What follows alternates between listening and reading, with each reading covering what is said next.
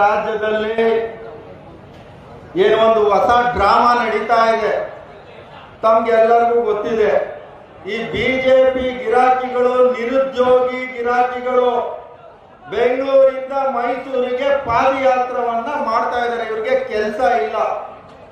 ಇವ್ರಿಗೇನಾರ ಮಾನ ಮರ್ಯಾದೆ ಏನಾರ ಇದ್ರೆ, ಕರ್ನಾಟಕ ರಾಜ್ಯದಲ್ಲಿ ನೆರೆ ಬಂದಿದೆ, ಮಳೆ ಹೆಚ್ಚಾಗಿ ತತ್ತರಿಸ್ತಾ ಇದ್ದಾರೆ ಜನ. ಅದನ್ನೆಲ್ಲ ಬಿಟ್ಟು ಇಲ್ಲಿ ಬಂದು ಬೆಳಗ್ಗೆ ಆ ವಿಜೇಂದ್ರ ಒಂದು ಸುಳ್ಳು ಹೇಳ್ತಾನೆ, 12 ಗಂಟೆಗೆ ಅಶೋಕ್ ಒಂದವ್ರು ಸುಳ್ಳು ಹೇಳ್ತಾರೆ.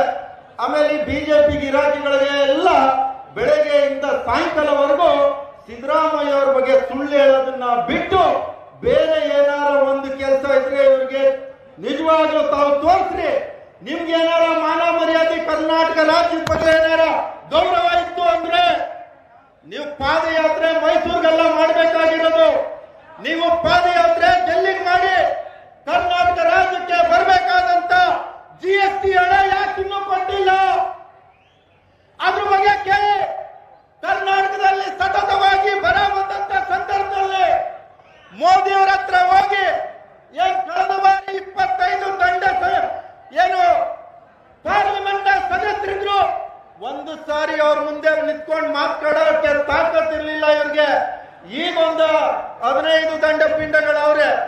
ಅವ್ರು ಯಾವತ್ತಾರ ಪಾರ್ಲಿಮೆಂಟ್ ಅಲ್ಲಿ ಕರ್ನಾಟಕ ರಾಜ್ಯದ ವಿಚಾರ ಆಗಿರ್ಬೋದು, ಈ ಮಂಡ್ಯದ ವಿಚಾರ ಬಗ್ಗೆ ಯಾರು ಮಾತಾಡಿದಾರ, ಧ್ವನಿ ಎತ್ತಿದಾರ? ಇಲ್ಲ. ಇವ್ರಿಗೇನಪ್ಪ ಅಂದ್ರೆ ಕೈಲಾಗ್ದವ್ರು ಮೈ ಪರ್ಸ್ಕೊಂಡ್ರಲ್ಲ, ಆ ರೀತಿ ಇವ್ರ ಕೆಲಸ. ಕೈಲಿ ಏನು ಆಗ್ತಾ ಇಲ್ಲ.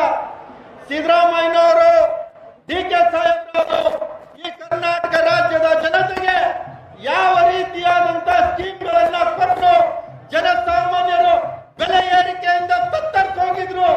ಏನೋ 2,000 ರೂಪಾಯಿ ಹೆಣ್ಮಕ್ಳು ಖಾತೆಗೆ ಹಾಕಿದ್ರೆ ಒಂದ್ ಸಿಲಿಂಡರ್ನ ಒಂದ್ ಮತ್ತೊಂದು ಅವ್ರಿಗೆ ಅನುಕೂಲ ಆಗ್ಲಿ ಅಂತ ಆ 2,000 ರೂಪಾಯಿಂದ ಎಷ್ಟು ಜನ ವಿದ್ಯಾರ್ಥಿಗಳು ಇವತ್ತು ಯಾವ ರೀತಿಯಾದಂತ 95% ಅವ್ರು ಏನಾರ ಅವ್ರಿಗೆ ಅಂಕಗಳು ಬರ್ಲಿಕ್ಕೆ ಸಿದ್ದರಾಮಯ್ಯನವರು ಕೊಟ್ಟಂತ 2,000 ರೂಪಾಯಿ ಅನ್ನೋದನ್ನ ಮರಿಬಾರ್ದು.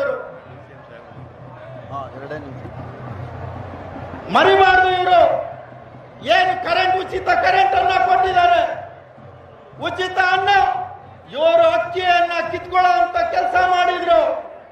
ಕಾಂಗ್ರೆಸ್ ಸರ್ಕಾರ ಅಧಿಕಾರಕ್ಕೆ ಬಂದ ತಕ್ಷಣ ಮತ್ತೆ ಬಡವರಿಗೆ ಹೊಟ್ಟೆಯನ್ನ ತುಂಬಿಸೋ ಕೆಲಸವನ್ನ ಮಾಡಿದ ಯಾರು ಅಂದ್ರೆ ಅದು ಸಿದ್ದರಾಮಯ್ಯನವರ ಸರ್ಕಾರ.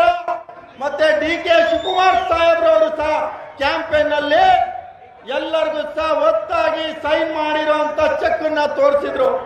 ಇವ್ರ ಹತ್ರ ಈಗ ಏನೂ ಇಲ್ಲ, ರಾಜ್ಯದ ಬಗ್ಗೆ ಇವ್ರಿಗೆ ಕಾಳಜಿ ಇಲ್ಲ. ನಾನ್ ಕೇಳೋದಿಷ್ಟೇ, ವಿರೋಧ ಪಕ್ಷ ನಾಯಕರು ವಿಜೇಂದ್ರನ ಅಶೋಕ ಯಾಕೆ ಅಂದ್ರೆ ಮೀಡಿಯಾದಲ್ಲಿ ಯಾವುದೇ ಬೈಟ್ ನೋಡಿದ್ರು ವಿಜೇಂದ್ರ ಅವರೇ ಕೊಡ್ತಾ ಇದ್ದಾರೆ. ಅಶೋಕ್ ಆಟಕ್ಕುಂಟು ಲೆಕ್ಕಕ್ಕಿಲ್ಲ, ಆಟಕ್ಕುಂಟು ಲೆಕ್ಕಕ್ಕಿಲ್ಲ, ಯಾವುದೂ ಹೇಳಿಕೆಗಳನ್ನ ಕೊಡ್ತಾ ಇಲ್ಲ. ಯಾಕೆ? ಇದರಲ್ಲಿ ಇವ್ರದ್ದು ಕ್ಲಿಯರ್ ಆಗಿ ಗೊತ್ತಾಗ್ತದೆ.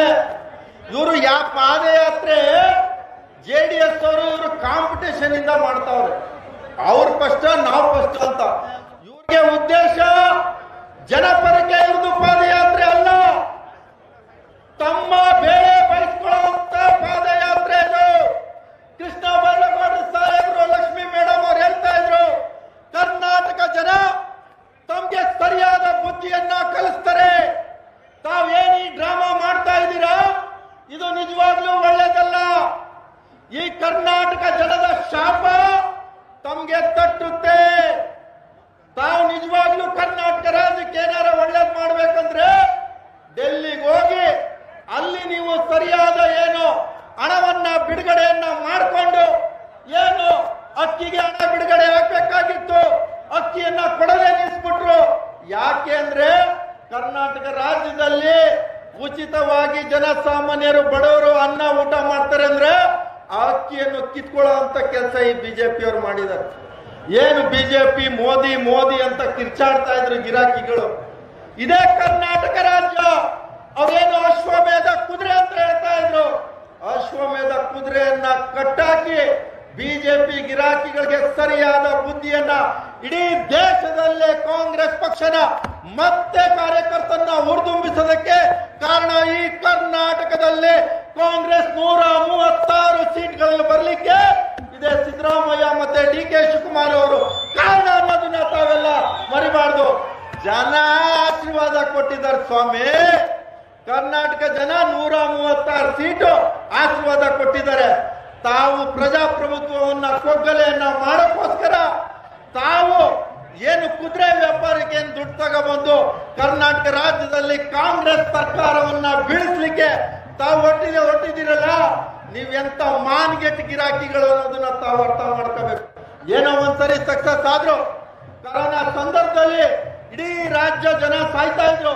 ಅವನು ಯಾರೋ ಒಬ್ಬ ಮಂತ್ರಿ ಇದ್ದ, ಅವ್ರದ್ದು ಹೆಲ್ತ್ ಮಿನಿಸ್ಟ್ರು, ಅವನಿಗೆ ಕೋವಿಡ್ ಕಳ್ಳ ಅಂತಾನೆ ಹೆಸರು ಕೊಟ್ಟಿದ್ರು. ಸತ್ತ ಬಾಡಿನೂ ಸಹ ಬಿಡ್ಲಿಲ್ಲ ಅವನು. ಮಾರಾಟವನ್ನ ಮಾಡಿದಂತ ಗಿರಾಕಿಗಳು ಈ ಬಿಜೆಪಿಯವರು.